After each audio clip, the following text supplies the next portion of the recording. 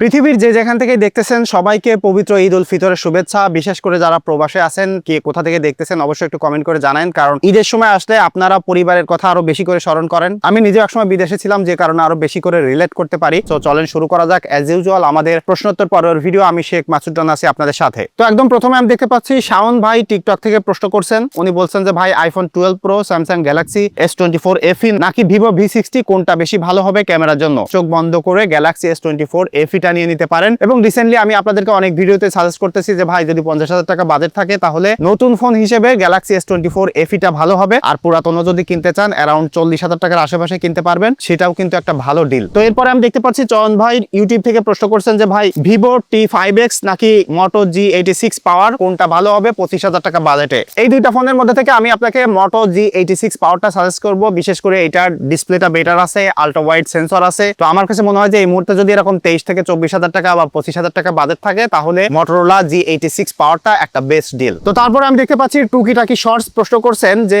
একটা পুরাতন স্মার্টফোন কেনার ক্ষেত্রে কোন বিষয়গুলো দেখে কেনা উচিত। এটা খুবই গুরুত্বপূর্ণ একটা প্রশ্ন, এবং আমি যেহেতু পুরাতন ফোনের রিভিউ করি তো সেই ব্যাপারটা নিয়ে আপনাদের অবশ্যই জানানো উচিত, এবং এটা নিয়ে আমি অলরেডি ডেডিকেটেড ভিডিও বানাইছি। তারপরেও নতুন করে 2026 সালে প্রেক্ষাপটে আর একটা ভিডিও বানাবো। তবে আজকে একটু শর্ট করে আমি একটা আপনাদেরকে বলি, এরকম সিনারিও আমি রিসেন্টলি অনেক ফেস করতেছি যে আপনারা অনেকে ফোন কিনতেছেন, তারপর একটু ডিস্টার্ব হইলে দোকানদাররা রিপ্লেস করে দিতে চাচ্ছে না, নানান ধরনের প্রবলেম ফেস করতে হয়। কিন্তু আমি দেখতেছি যে আপনারা ওই ফোনগুলো কিনতেছেন এমন এমন জায়গা থেকে যে নামগুলো আমিও কখনো শুনিনি, আপনারাও কখনো শোনেননি। বর্তমান সময়ে পুরাতন ফোন কিনতে গেলে আপনারা যে কোনো মডেলেরই যে কোনো ব্র্যান্ডেরই কেনেন, কিন্তু এমন একটা দোকান থেকে কেনেন যাদের একটু রেপুটেশন আছে, যে একটা ফোন কিনলে মানে তারা বিক্রি করে আপনারা চিনতে পারবে না, ব্যাপারটা যেন এরকম না হয়। তো সেক্ষেত্রে আমি বলবো যে যারা মার্কেটে ভালো রেপুটেড আছে, যাদের সোশ্যাল মিডিয়া প্রেজেন্স বেশি আছে, তারা মূলত কাস্টমার স্যাটিসফ্যাকশনের দিকে বেশি গুরুত্ব দেয়, কারণ তারা জানে যে ব্র্যান্ডিং কতটা গুরুত্বপূর্ণ। আর আমি যাদের কাছ থেকে ফোন নিয়ে রিভিউ করি, যারা মূলত আমার স্পন্সর, তাদের কাছ থেকে আপনারা নিশ্চিন্তে ফোন কিনতে পারেন। তো এতটুকু আমি বলবো শর্ট করে যে পুরাতন ফোন কিনতে গেলে যত কম পুরাতন ফোন কেনা যায় আর যত ট্রাস্টেড জায়গা থেকে কিনতে পারবেন ততই আপনার জন্য বেটার হবে। তো এরপর আমি দেখতে পাচ্ছি তাহমিদ জামান ইয়ামিন, উনি প্রশ্ন করছেন। উনি মূলত আমার চ্যানেলের শুরু থেকে রেগুলার ভিডিও দেখে, সাপোর্ট করে, বিভিন্ন জায়গায় কমেন্ট করে। উনি খুবই গুরুত্বপূর্ণ প্রশ্ন করে। অনেক সময় দেখা যায় যে এমন প্রশ্ন করে যে প্রশ্নের উত্তরও আমার কাছে থাকে না। তো আজকে উনি যে প্রশ্নটা করছেন যে ভাই Google Drive versus One Drive pros and cons. তো আমি এই দুইটা ড্রাইভ পাশাপাশি ব্যবহার করছি আর কি। বিশেষ করে ওয়ান ড্রাইভে আমি যে জিনিসটা দেখছি যে ফাইল ম্যানেজমেন্ট অনেক আগে থেকে ভালো ছিল, কিন্তু প্রবলেম হলো ওয়ান ড্রাইভের ইন্টিগ্রেশন ভালো নাই। যেমন গুগলের বিভিন্ন সফটওয়্যারের সাথে সাথে ব্যাকআপ করা, এটা সেটার সাথে গুগল ড্রাইভের ইন্টিগ্রেশন থাকে, সেটা গুগল ড্রাইভে ভালো, যে কারণে গুগল ড্রাইভ আমি বেশি পার্সোনাল পছন্দ করি। এবং আমি ওয়ান ড্রাইভ একসময় ব্যবহার করতাম, বিশেষ করে লুমিয়া ফোন, মানে নোকিয়া লুমিয়া ফোন কেনার কারণে। তো আমি দেখছি যে ওয়ান ড্রাইভে ফাইল আপলোড করতে গেলে অনেক সময় স্লো হয়, মানে ক্যাশ সার্ভারের কোনো একটা ইস্যু ছিল, যে কারণে। তো আমার ইউজার এক্সপিরিয়েন্স থেকে বলতে পারি যে গুগল ড্রাইভ বেটার এখনো পর্যন্ত। তবে ওয়ান ড্রাইভ হয়তোবা রিসেন্টলি বেশি আপগ্রেড করতে পারে। আমার এই রিসেন্ট কোনো এক্সপিরিয়েন্স নাই, তবে আগের এক্সপিরিয়েন্স থেকেই বলতেছি যে গুগল ড্রাইভই বেটার। এরপর আমি দেখতে পাচ্ছি টেকজন ভাই প্রশ্ন করছেন যে ভাই 55,000 টাকা বাজেটে আইফোন 13 প্রো নাকি 12 প্রো ম্যাক্স কোনটা বেটার হবে? দেখেন 12 প্রো ম্যাক্স এর ডিসপ্লেটা বড় ছাড়া বাকি সব জায়গায় 13 প্রোটা বেটার হবে। তো আমার কাছে মনে হয় যদি এই মুহূর্তে আপনি কিনতে চান, পার্সোনালি আমি কিনলেও 13 প্রোটাই কিনতাম। তো আপনারও 13 প্রো কেনা উচিত। এরপরে ফারহান তানজিম ফারাবি ভাই প্রশ্ন করছেন যে ভাই একটা ফোনের ক্যামেরাই কি সব?